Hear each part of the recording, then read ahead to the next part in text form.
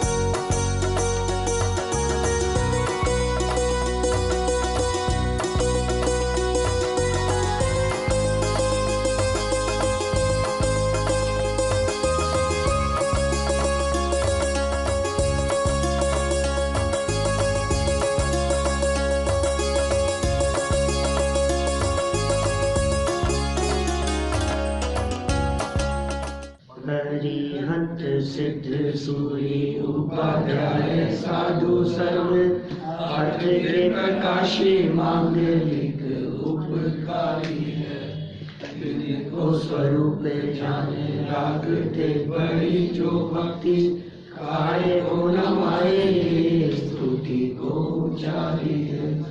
धन्य धन्य जिन्हें हित काज सब आज भय कर जोड़े बारे बारे वंदना हमारी है। मंगल कल्याण सुख ऐसो हम चाहते हैं।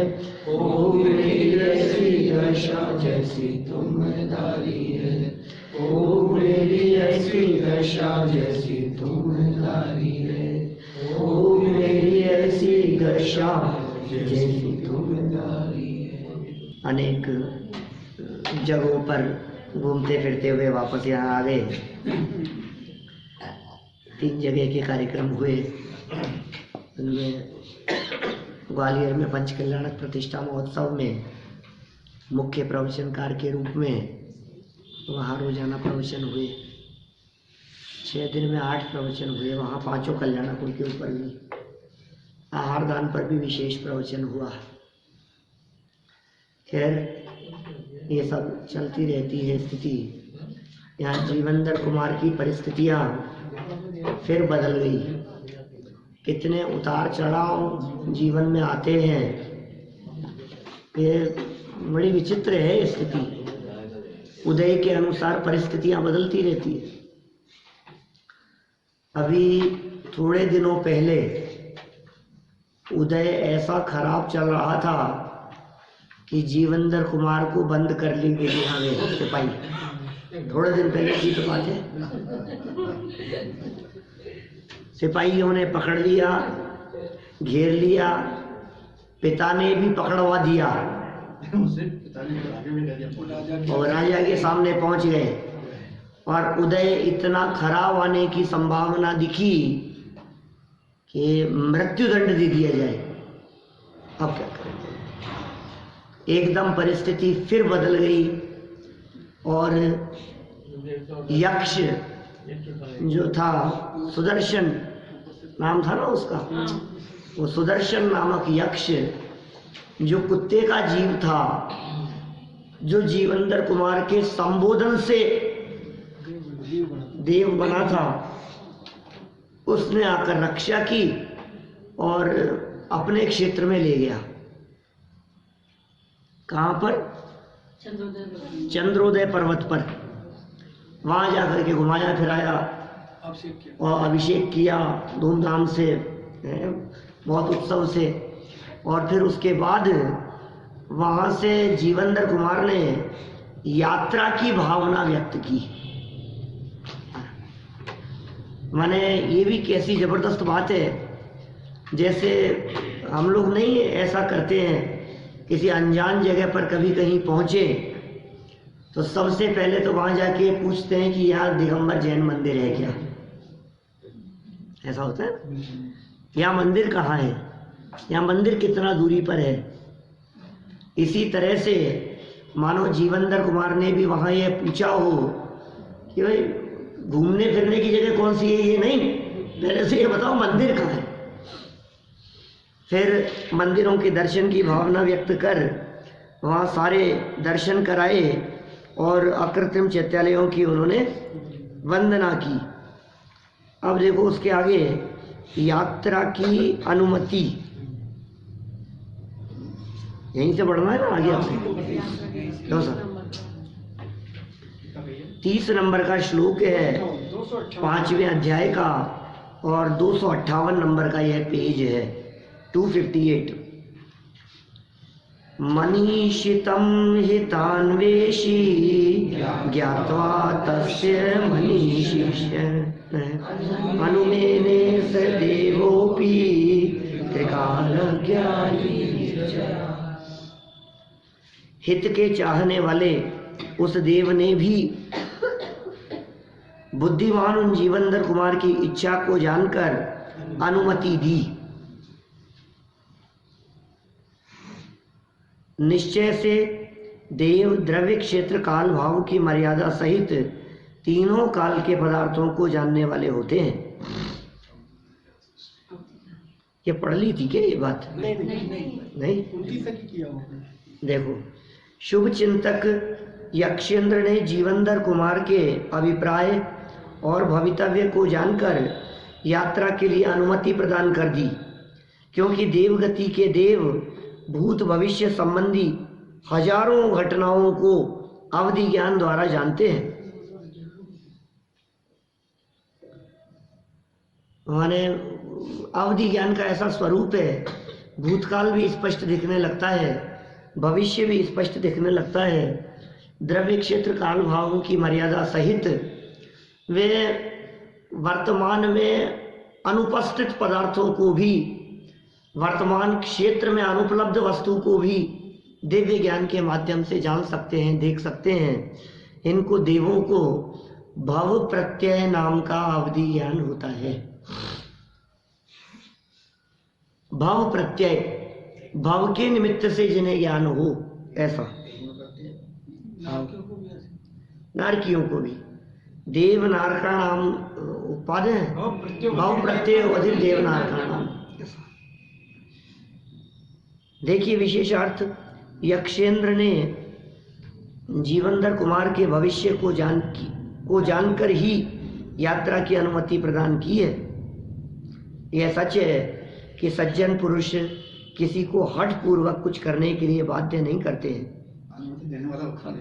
जीवन में सहजता ही सुखदायक होती है अथवा सहज जीवन ही सुखमय होता है। हठ या आग्रही भाव तीव्र कषाय का परिणाम है। बड़ी गजब की बात कह दी। सज्जनों का जीवन कैसा होता है, ज्ञानियों का जीवन किस तरह का होता है?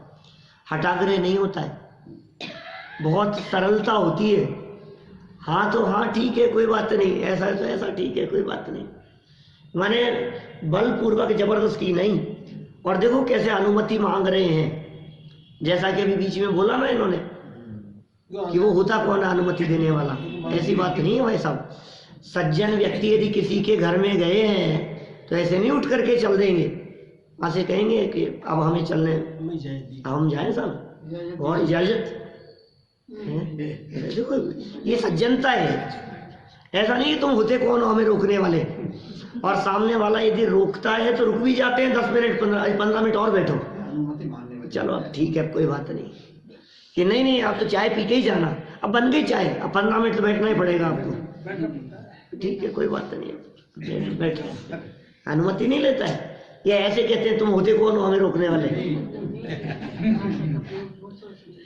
बहुत सोच समझ करके भाषा का प्रयोग होता है, बहुत सरलता होती है ज्ञानियों के जीवन में। तीव्र कषाय नहीं है, हठाग्रह का परिणाम नहीं है। हठ माने जिद्दीपना नहीं है। किस बात की जिद्दी? दोनों ही ज्ञानी है, दोनों ही समझदार है। उधर यक्ष भी समझदार है तो जीवनधर कुमार भी समझदार है, दोनों ही सज्जन दिखाई दे रहे हैं। सज्जन पुरुष कभी तीव्र कषाई नहीं होते। अब ये तीव्र कषाय का भी बड़ा चक्कर है। तीव्र कषाई नहीं होते यह कहते ही सामने ऐसा लगने लगता है कि ज्यादा गुस्सा नहीं करते। ये लगता है ना हमारे, जो व्यक्ति थोड़ा सा ज्यादा गुस्सा करता हुआ दिखाई देवे वो हमें तीव्र कषाई दिखता है। हमें बताओ, बहुत कषाय करने वाले का नाम तीव्र कषाई है ना? तीव्र कषाय किसे कहेंगे? बहुत कषाय करता हो। कषाय तो चार है भाई साहब। अकेला क्रोध ही कषाय है क्या? क्या मान कषाय नहीं है? क्या मायाचार कषाय नहीं है? क्या लोभ कषाय नहीं है? चारों है ना। तो कोई व्यक्ति यदि बहुत क्रोध नहीं करता हो लेकिन लोभी बहुत हो तो वो भी तीव्र कषाय हो सकता है ना। लेकिन आपको तो वो तीव्र कषाय दिखते नहीं। कोई व्यक्ति में गुस्सा तो नहीं हो ज्यादा तीव्र लेकिन मायाचारी के भाव बहुत है तो वो तीव्र कषाय है या नहीं है? कोई व्यक्ति को गुस्सा नहीं हो और घमंड बहुत हो, अभिमान हो, तो वो आपको तीव्र कषाय नहीं दिखते। थोड़ा सा एकदम गुस्सा आ जाए ना तेज तो बहुत तीव्र कषाई है, बाकी तीव्र कषाई जैसे दिखते ही नहीं। अच्छा सुनो, 10 लक्षण धर्म पे प्रवचन करते हुए इस तरह की बातें कही जाती है, बतलाया जाता है। सुनी होगी आपने शायद कदाचित कभी। ये जीव जब इसके मान कषाय का उदय तीव्र होता है तो ये मान कषाय गुस्से को पी जाती है। ये कषाएं एक दूसरे को काटती है। मान के कारण लोभ को दबा जाता है, लोभ के कारण गुस्से को पी जाता है। साफ समझ रहे हैं? ये कैसा इन कषायों का स्वरूप है। जैसे समझिए दुकान पर कोई ग्राहक खड़ा है, डीलिंग चल रही है, बातचीत होती रहती है। कपड़े की यदि आपकी दुकान है और ग्राहक ने आकर के खूब फैला दिया और पसंद नहीं किया और यदि वो बिना कुछ खरीदे जा रहा है तो गुस्सा तो कितना आता है, मन ही मन आता ऊपर, ठीक है कोई बात नहीं, लेकिन प्रदर्शित कितना करता है, कुछ नहीं नहीं कोई बात नहीं, आपको नहीं लेना है, नहीं ऐसी कोई बात नहीं है, ठीक है। 2 घंटे बिगाड़ दिए आपके और कुछ खरीद के नहीं ले गया है।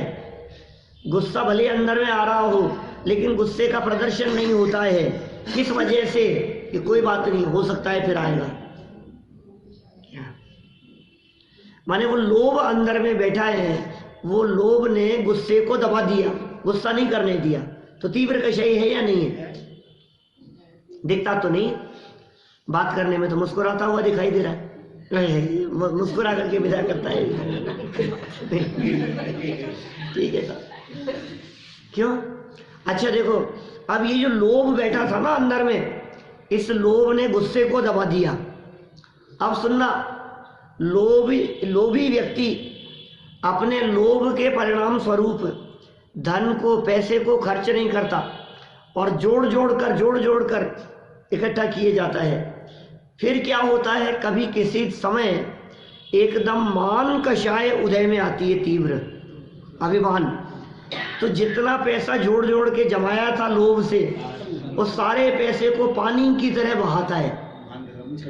मूछ का सवाल है। शादी विवाह के अवसरों पर है, विचार नहीं करता। फिर अच्छे से अच्छा नाम होना चाहिए, दुनिया देखे कैसी शादी की है हमने भी। ऐसा ये वही पैसा है जो तूने अभी अभिमान।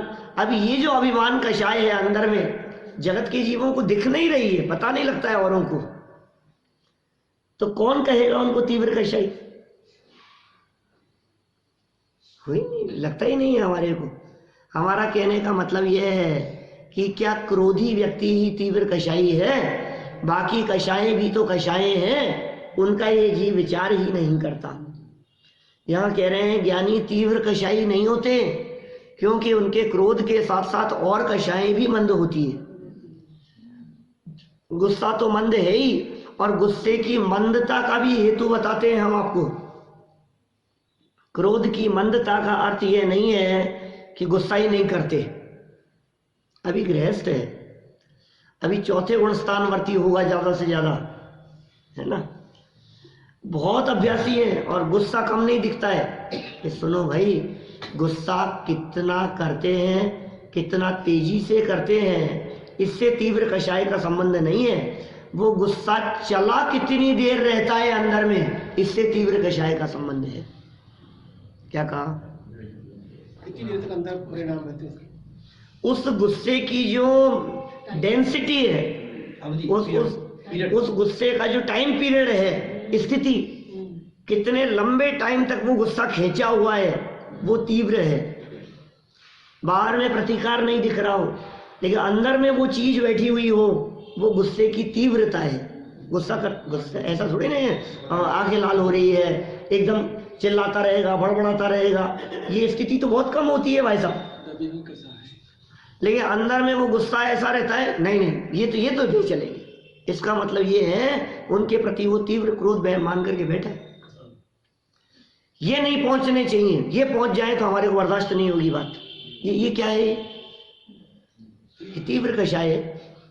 एक बार गुस्से में आकर के कह दिया ये नहीं होने चाहिए, अब वो गुस्सा है कि नहीं? अरे गुस्सा तो उनको वो बर्दाश्त नहीं है। मन ही मन ये बात निरंतर चलती रहती है, ये उपस्थित नहीं होने चाहिए, हमें ये पसंद नहीं है।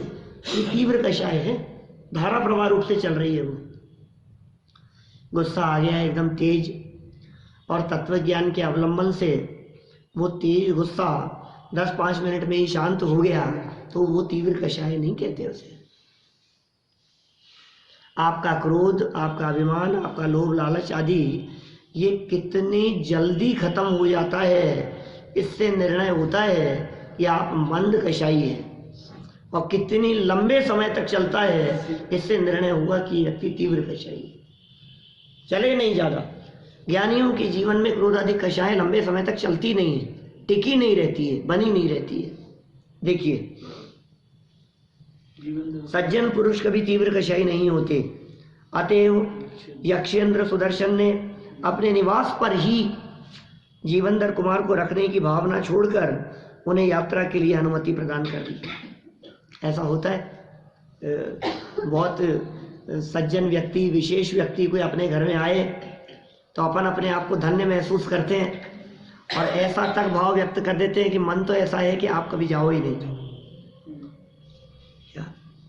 कितने घरों में, हम तो हिंदुस्तान के सैकड़ों हजारों घरों में रुके हैं, घर घर में जा करके लोगों की ऐसी भावना हो जाती, आप जाओ ही नहीं और रुक जाओ।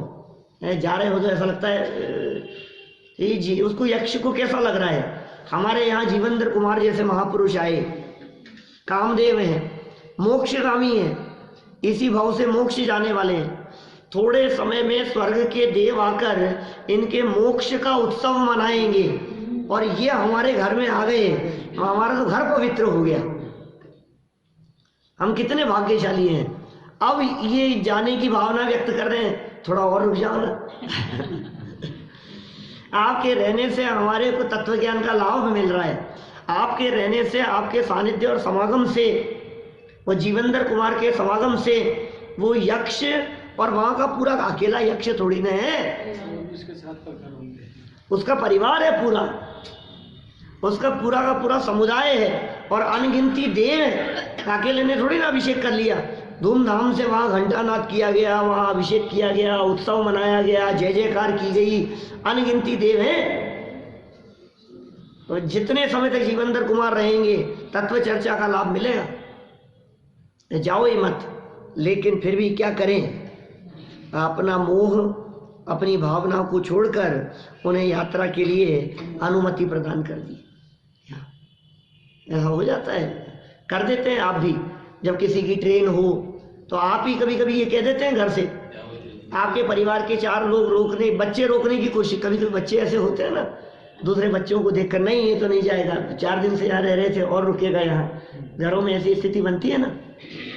तो कभी क्या हो, फिर किसी की ट्रेन हो तो आप नहीं बेटा अभी जाने दो, अब लेट हो गया, अब नहीं, अब ट्रेन छूट जाएगी। आप जाने के लिए अनुमति प्रदान, खुद ही आगे होकर के भी कह देते हैं कि नहीं नहीं अब हम रुकेंगे नहीं आपको, अब समय बहुत हो गया है, अब हम भी आपको रुकने के लिए नहीं कहेंगे।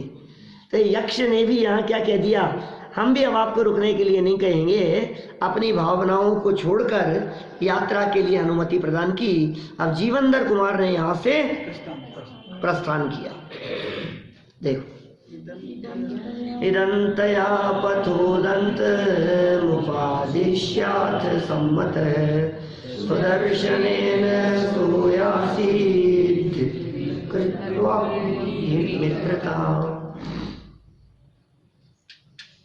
इसके अनंतर इस प्रकार जाने के मार्ग के वृत्तांत को प्राप्त कर सुदर्शन यक्त की अनुमति सहज वे जीवंदर कुमार वहां से चले गए। निश्चय से हित करना ही मित्रता कहलाती है। लो, मित्रता की परिभाषा, कौन मित्र है? भला भला करने वाला ही मित्र है। माने जो हमारा भला कर रहा है वही मित्र है। इसलिए आपके सच्चे मित्र या हमारे वास्तविक मित्र तो पंच परमेष्ठी हो सकते हैं, जो मोक्ष मार्ग में लगावे। क्योंकि हित की व्याख्या करो तो कैसी व्याख्या निकली? जो हमें हित में लगावे, क्या व्याख्या किया? हित करना ही मित्रता कहलाती है। कैसे हित किया? आपको पैसा दे करके। कैसे हित किया? आपको दवाई देकर। कैसे हित किया? सेवा करके, हॉस्पिटल में ले जाकर इलाज कराकर, सावधानी से आपकी सेवा शुश्रूषा करके। नहीं भाई, सबसे बड़ा हित तो ये है धर्म मार्ग में लगे रहे, लगाते रहे, वो सच्चा हित है। यहाँ कह रहे हैं यक्षेंद्र ने जीवंदर कुमार को यात्रा का मार्ग भली प्रकार समझा दिया। वो मार्ग भी बता दिया आपको किस तरह से जाना है, किस रास्ते से जाना है।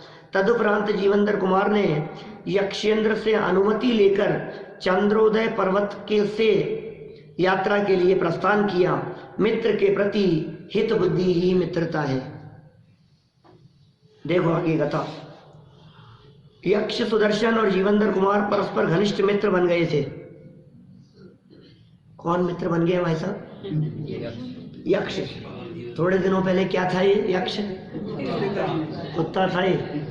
और अभी आपसे ये कहा जाए कि जो कुत्ता है ना, ये तुम्हारा दोस्त है, क्या दोस्त हो जाएगा तो कितना बुरा लगता है? क्या कोई बंदर ही तुम्हारी तरफ आते हुए दिखाई देवे ना, मजाक में, देखो ये दोस्त है इनका। क्या बंदरों से दोस्ती है इनकी, कुत्तों से, पशुओं से, जानवरों से। अरे भाई, जिन्हें आप जिस रूप में देख रहे हैं आपको पता नहीं है थोड़े समय बाद में ही वो किस रूप में उसका संबंध आपके साथ में होगा। अभी जीवन पूरा हो गया, नया जन्म धारण कर लिया, नया जन्म धारण कर लिया, अब किस रूप में आ गया? देव बन गया। वो जो मरुभूति का जीव था वो मर करके हाथी बन गया। बोलो।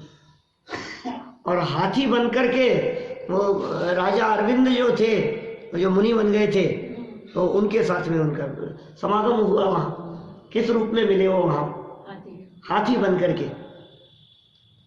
कैसी कैसी कौन व्यक्ति कब किस पर्याय में चला जाए है और फिर वहां से वापस लौट करके आ जाए। अभी ऋषभ देव के जीवन में पूर्व भाव में वो आहार दान देते हुए 4 पशुओं ने देखा था। देखे होंगे आपने चित्र कई स्थानों पर लगे हुए। शेर, सुअर, नेवला और बंदर। आहार दान की अनुमोदना की और फिर उस आहार दान की अनुमोदना के फल में पता है क्या हुआ? अरे ये सबके सब ऋषभदेव स्वामी के ऐसे पात्र जीव बने, उनके परिवार के सदस्यों के रूप में, गणधरों के रूप में, ऐसे कैसे घटनाएं बन जाती है, कहां से कहां पहुंच गए। ये कह रहे हैं यहाँ हित किसे कहें, हितकारी हो सो मित्र हैं, और वो मित्र कोई भी हो सकता है। यक्ष सुदर्शन और जीवनधर कुमार परस्पर घनिष्ठ मित्र बन गए थे। मित्र का कर्तव्य सदैव अपने मित्र का हित सोचना और संकट के समय सहायता करना है। जीवनधर कुमार को यात्रा का विचार आते ही यक्षेंद्र ने उन्हें यात्रा का मार्ग भली प्रकार समझा दिया, ताकि मार्ग में किसी प्रकार का कष्ट ना हो। मित्र का मार्गदर्शन सदैव हितकारी ही होता है। आप वहाँ जा रहे हो, ट्रेन वहाँ रुकेगी, फिर वहाँ से आपको वहाँ इतनी दूरी पर जाकर के वो बस से बैठना पड़ेगा, फिर इस रास्ते से आपको ऐसे ऐसे जाना है।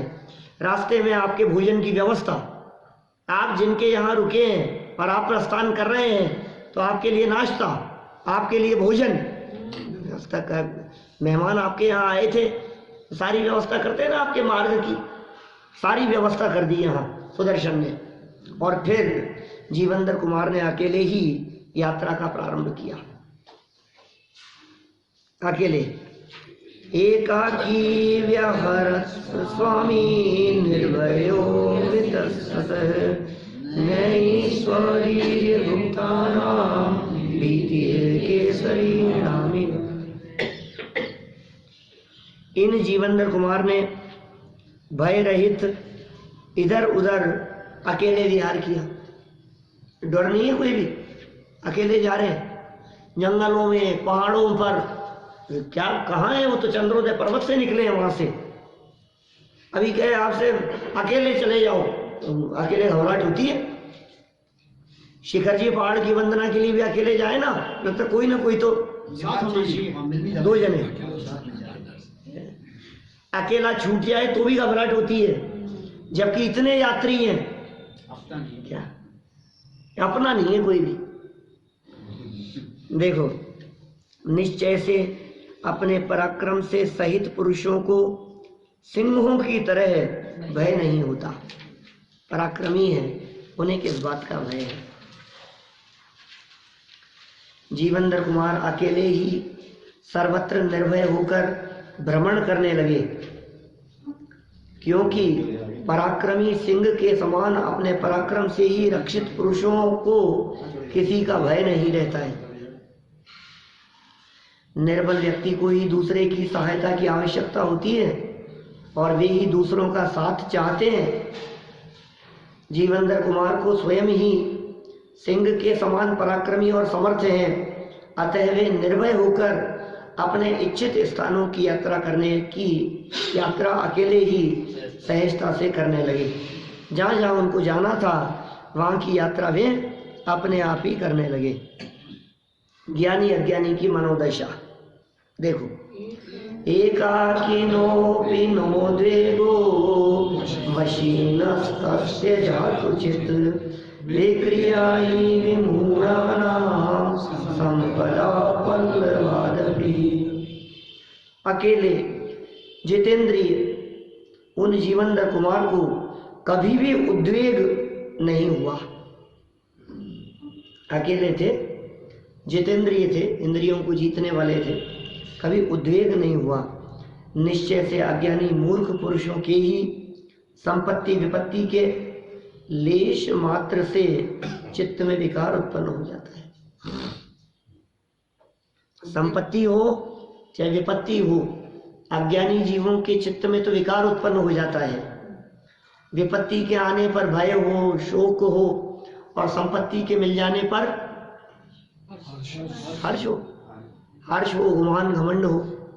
दोनों ही विकृतियां हैं, लेकिन ज्ञानियों के किसी भी तरह का विषाद नहीं होता। उद्वेग मतलब विकार है। हाँ, उद्वेग तो अच्छा नहीं माना जाता है ना। ये उद्वेग आपके वो भी तो है, इसमें चौगड़ी में भी जाता है उद्वेग, है ना, उसमें उद्वेग ही शब्द है। तो अच्छा माना जाता है क्या उसे? जगत में अच्छा नहीं माना जाता। उद्वेग, मानसिक विकार, काल, और क्या है? अशुभ। अशुभ भी है क्या? पता नहीं। चल, ये चौघड़ी अच्छे नहीं माने जाते। चौघड़ी है, मुहूर्त की बात कर रहा हूँ। जगत में जो लोग देखते हैं पंचांग में जो चौघड़िया है, चौघड़िया मुहूर्त की चौकड़ियाँ देखना जानते हो? बहुत अच्छे से। मैंने तो बहुत सालों पहले यहाँ सिखाया भी था कैसे देखा जाता है। किसको याद है? बताया, ध्यान है क्या किसी को? बात लेकिन बहुत, कोई 15 साल से भी ज्यादा पुरानी बात होगी। 1.5 घंटे की घड़ी होती है। नहीं, 1.5 घंटे की तो वो आप सही मुहूर्त नहीं निकाल पा रहे हो फिर। वो तो सूर्योदय से लगेगा। वो सूर्योदय से सूर्यास्त तक का टाइम देखो, और सूर्योदय से सूर्यास्त तक के टाइम में जितने घंटे जितने मिनट हैं उसके उसमें 8 का भाग दो, तो जितना टाइम निकलेगा तो उतने टाइम का एक चौघड़िया माना जाएगा। ये दिन के हिसाब से बदलेगा, मौसम के हिसाब से, समय के हिसाब से, क्योंकि प्रतिदिन सूर्योदय और सूर्यास्त का टाइम अलग अलग है क्या। अब वो जितना समय निकला उसमें 8 का भाग दे करके एक चौघड़िया हुआ। फिर वो दिन के हिसाब से वो सेट हैं, रविवार सोमवार मंगलवार आदि के हिसाब से।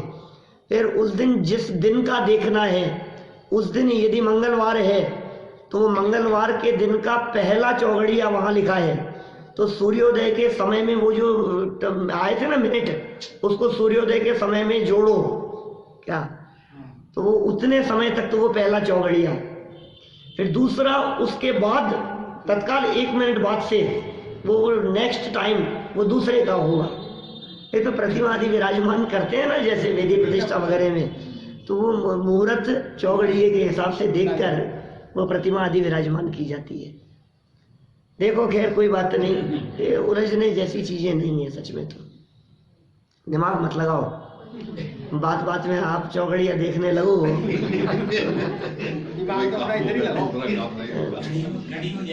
हाँ, सब घड़ी बिगड़ जाएगी। सारी घड़ियां अच्छी है, जिस समय काम अच्छा हो वो मुहूर्त अच्छा है। ज्ञानी धर्मात्मा पुरुष मुहूर्त देख देख करके काम नहीं करते, वे काम ही ऐसा करते हैं कि वो काम जब संपन्न हो तो वो घड़ी, वो तिथि, वो समय, वो टाइम जगत जनों के लिए अच्छा मुहूर्त बन जाए। क्या मैं आपसे पूछता हूँ, ऋषभदेव स्वामी ने अक्षय तृतीया के दिन आहार लिया। वैशाख कौन सी तिथि थी? वैशाख शुक्ल तृतीया। इस एक मुहूर्त देख करके आहार लिया था क्या ऋषभदेव ने? मुहूर्त देख करके थोड़ी ना लिया था आहार, लेकिन वो तिथि, वो मुहूर्त बन गई जगत जनों के लिए। अभूत सावा हो गया।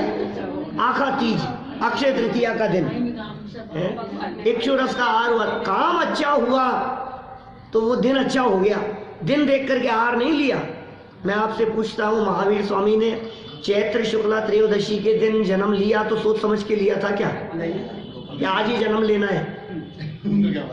जिस दिन जन्म हुआ वो मुहूर्त हो गया। महावीर जयंती, अरे साहब अच्छा दिन है, अच्छा मुहूर्त है, कैसे हो गया? और तो और उन्होंने जिस दिन निर्वाण प्राप्त किया वो अमावस्या का दिन भी मुहूर्त बन गया, अच्छा दिन हो गया। सारे जगत में अमावस्या का दिन अच्छा नहीं माना जाता क्या, किसी भी काम के लिए। कहने का अभिप्राय यही है कि जिस दिन काम अच्छा हो, क्या हुआ? जिस दिन काम अच्छा हो वो दिन अच्छा हो गया। जिस दिन सम्यक दर्शन की प्राप्ति हो वास्तव में, तो वो दिन हमारे लिए अच्छा दिन है, वो घड़ी अच्छी है, वो समय अच्छा है। अच्छा ये बात बतलाइए, आपको सुबह से आज जिनेंद्र भगवान के दर्शन नहीं हुए, मंदिर तलाश रहे, किसी ऐसी जगह पे पहुंच गए, जंगल में गाड़ी अटक गई, दर्शन नहीं हुए, पूरा दिन निकल गया। अब शाम को 6 बजे जाके दर्शन हुए, तो हम ये कह रहे हैं कि वो 6 बजे का टाइम ही मुहूर्त है आपके लिए, तो अच्छा समय है, अच्छा काल है। जिस समय जिनेंद्र देव के दर्शन हो जाए, जिस समय मुनिराजों के दर्शन हो जाए और जिस क्षण आत्म दर्शन हो जाए, इससे बढ़कर मुहूर्त और क्या होगा।